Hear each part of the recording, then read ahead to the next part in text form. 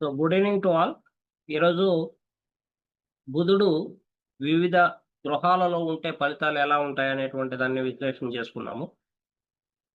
So ముఖ్యంగా బుధుడు అంటే communication, intellect and quick thinking. ఎవరు ఏమి ఆలోచిస్తున్నారు, ఏమి మాట్లాడుతున్నారు, ఏమి అర్థం చేసుకుంటున్నారు అనేటువంటి విషయాలను విశ్లేషణ చేస్తుంది బుధుని యొక్క కారకత్వాలు. అంతేకాకుండా ట్రేడు, ట్రావెల్, టెక్నాలజీ 3 టీస్ 3 టీస్‌తో సంబంధం కలిగి ఉంటుంది. ఆ 3 టీస్ ఏంటంటే ట్రేడ్ వ్యాపారము, ట్రావెల్ ప్రయాణము, టెక్నాలజీతో సంబంధం కలిగినటువంటిది బుధుడు అని. ఈ రెట్రోగ్రేషన్ అయినప్పుడు మళ్ళా 3 ఆర్స్‌తో సంబంధం కలిగి ఉంటుంది. అదేంటంటే రిఫ్లెక్టింగ్, రివ్యూయింగ్, రీథింకింగ్. సో ఈ మూడిటితో సంబంధం కలిగి ఉంటుంది బుధుడు.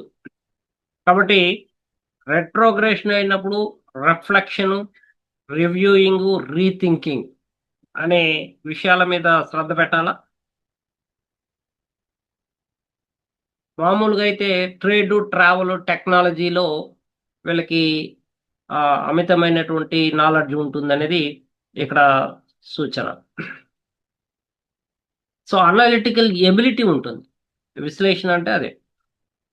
Analytical ability. ఇక బుధుడు, చంద్రుడు, రవి, కుజులు, గురు వీటితో కొంత భిన్నంగా మనం ఎలా చూడాలి సార్ బుధుడిని అంటే, ఇక్కడ చంద్రుడు అంటే ప్రతిబింబిస్తడం.